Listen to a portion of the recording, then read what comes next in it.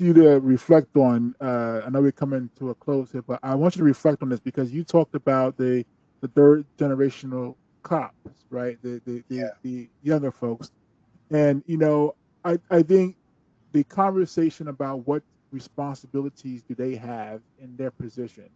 David, I would like you to reflect on what kind of responsibilities you think they should be aware of, and thinking about their career. Okay, one of the cool things about being a cop is like watching a musical. Everything leads to a song. When you're a Mhm. cop, everything leads to a story. So here's my story for the young cops. And I want you to listen to me very carefully because this is all true. It's not in my book, but this is my gift to you. When you become a police officer, you have to decide how you're going to police. And that's an individual thing. You're guided by policies and procedures, and you've got the powers of discernment, and you can do a lot of things on your own, make decisions on your own, and you're within the scope of your duties to be able to do that. But you still have to decide, what kind of cop are you going to be?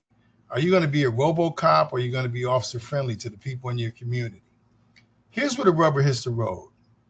When I became a cop, I was 32 years old, and my mom was probably in her 60s at that time.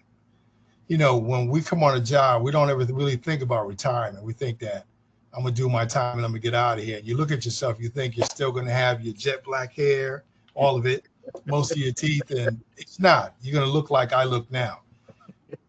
A couple of years before I got ready to retire, my mom developed um, dementia. And it's a disease that just progresses and never gets better. It's a slow death. Well, my mom got to a point where she was in and out of the hospital and institutionalized because of what she had.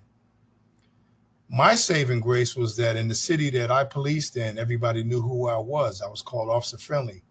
I was an advocate for our people. While my mom was going through her trauma, those nurses that saw her last name and realized that she was attached to me treated my mother like a queen. They really did. I would go in the room. My mother didn't even eat. She had food in the room. She didn't even drink. She had sodas and coffee in her room.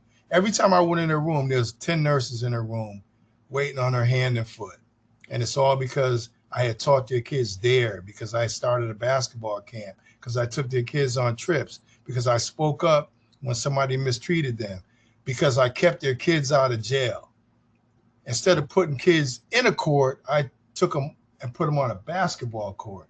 Those are the things that you could do. That's the power that you have. That's the power that you wield. Good for your community. Now, if I had been one of those asshole cops, I'm sorry to swear, No, it's but, okay.